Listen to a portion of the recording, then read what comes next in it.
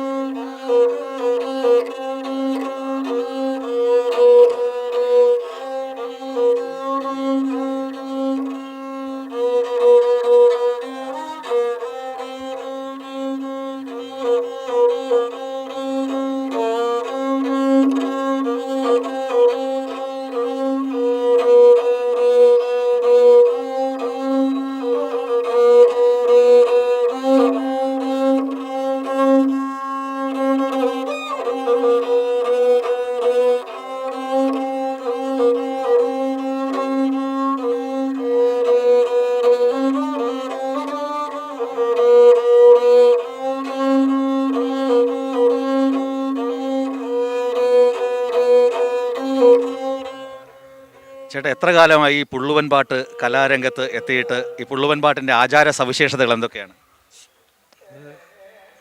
പാട്ടെന്ന് പറയുമ്പോൾ ഇത് സർപ്പങ്ങളെ പ്രീതിപ്പെടുത്താൻ വേണ്ടി, സർപ്പദോഷം മാറാനും സന്താന ഭാഗ്യത്തിനും ഒക്കെ ചെയ്യുന്നതാണ്.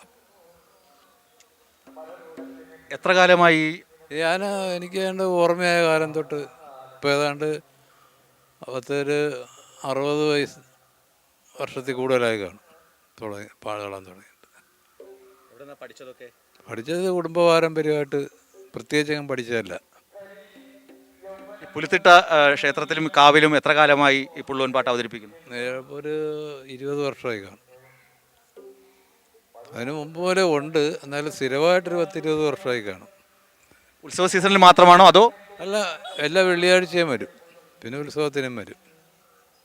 പേരെങ്ങനെയാ? രവീന്ദ്രൻ. വീട്? കോച്ചറ. ഒന്ന് വായിക്കാവോ?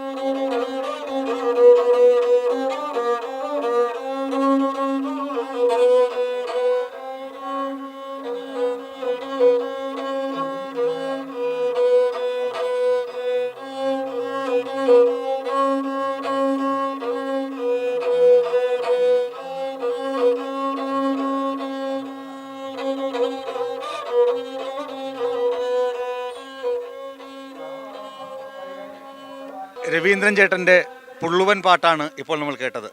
ഏകദേശം 60 വർഷമായി സർപ്പദേവതകൾക്ക് മുന്നിൽ സർപ്പപ്രീതിക്ക് വേണ്ടി അദ്ദേഹം പുള്ളുവൻ പാട്ട് അവതരിപ്പിക്കുന്നു. സന്താന ഭാഗ്യത്തിനു വേണ്ടി, സർപ്പപ്രീതിക്ക് വേണ്ടി, സർപ്പശാപത്തിന് നിന്നുള്ള മുക്തിക്ക് വേണ്ടി കുടുംബ പാരമ്പര്യമായി കിട്ടിയ സംഗീതം അദ്ദേഹം സർപ്പദേവതകൾക്ക് മുന്നിൽ അർച്ചിക്കുന്നു. പുലിത്തിട്ട ദേവിക്ക് മുന്നിൽ അദ്ദേഹം 20 വർഷമായി സർപ്പപ്രീതിക്ക് വേണ്ടിയുള്ള ഈ പുള്ളുവൻ പാട്ട് അവതരിപ്പിക്കുന്നു. ഈ കലാകാരൻ ദേവതകൾക്ക് വേണ്ടി സ്വയം സമർപ്പിച്ച് ജീവിക്കുന്നു.